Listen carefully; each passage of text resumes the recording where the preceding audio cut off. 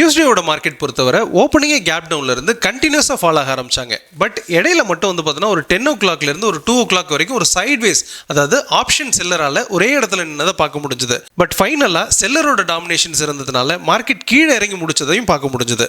Nifty சென்செக்ஸை பொறுத்தவரை 0.65% down ஆகி முடிச்சிருக்காங்க. இதே மாதிரியே வந்து பார்த்தீங்கன்னா இதை விட அதிகமாக bank Nifty, mid cap and small cap near வந்து பார்த்தீங்கன்னா உங்களுக்கு 0.8% கிட்ட டவுன் ஆகி முடிச்சிருக்கிறதையும் பார்க்குறோம். இந்த மார்க்கெட் கீழே இறங்கினதுக்கான காரணங்கள் என்ன அண்ட் என்னென்ன நியூஸ்லாம் வந்திருக்கு அண்ட் இன்னைக்கு மார்க்கெட்டில் என்னென்ன நியூஸ்லாம் இருக்குது அப்படிங்கிறத பற்றி டீட்டெயிலாக பார்த்துடலாம்.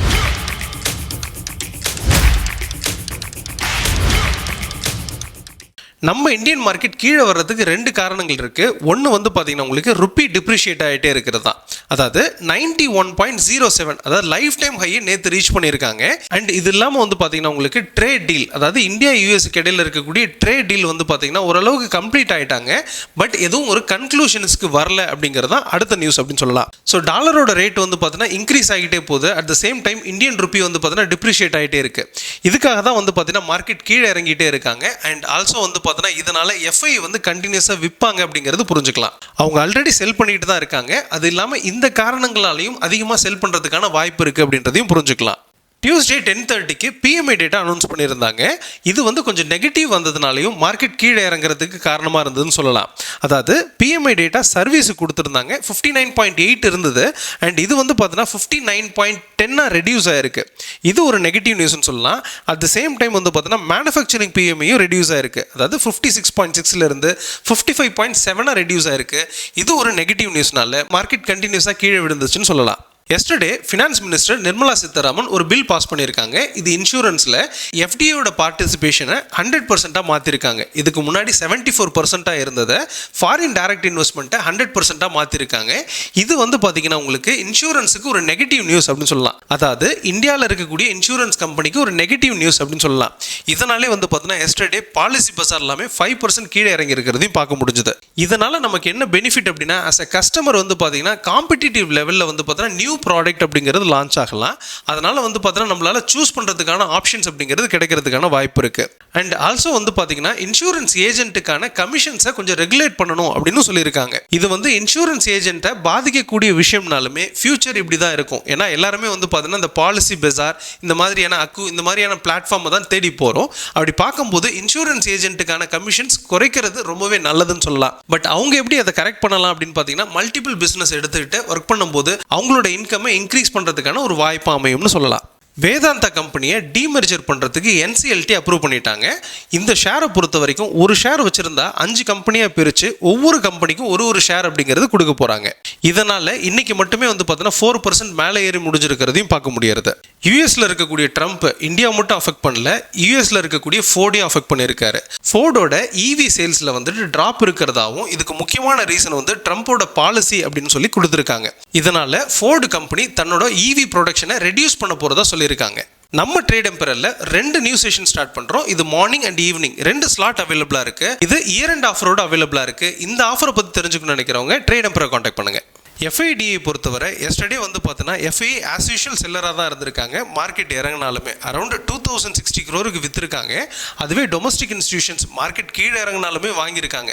770 கோடிக்கு வாங்கியிருக்காங்க. இவங்க 2 பேருமே வந்து பார்த்தீங்கன்னா வாங்குறதுலையும், அதாவது டிஇ மார்க்கெட் இறங்கினாலும் வாங்குறாங்க, எஃப்ஐயை பொறுத்தவரை மார்க்கெட் ஏறினாலுமே விற்கிறாங்க. 2 பேருமே ஒரே மாதிரி ஆக்ட் பண்ணுறாங்க அப்படிங்கிறதையும் பார்க்குறோம்.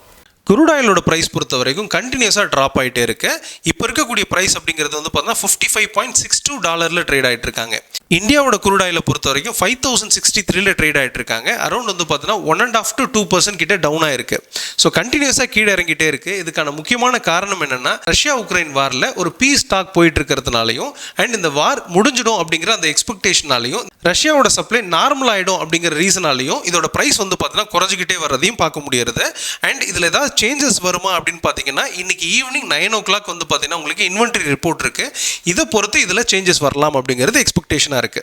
இந்த குரூட் ஆயிலோட ப்ரைஸ் பொறுத்த வரைக்கும் கண்டினியூஸாக கீழே வர்றது இந்தியன் மார்க்கெட்டை பொறுத்த வரைக்கும் நல்ல பாசிட்டிவ்னு சொல்லலாம். கோல்டோட வியூ பொறுத்த வரைக்கும் இதோட பிரைஸ் நியர் லைஃப் டைம் ஹையில் இருக்காங்க. அண்ட் சில்வர் கம்பேரிட்டிவ்லி வந்து பார்த்தீங்கன்னா லைஃப் டைம் ஹை கிட்ட போயிட்டாங்க அல்லது லைஃப் டைம் ஹையை பிரேக் பண்ணி நிற்கிறாங்க அப்படின்றதையும் பார்க்குறோம்.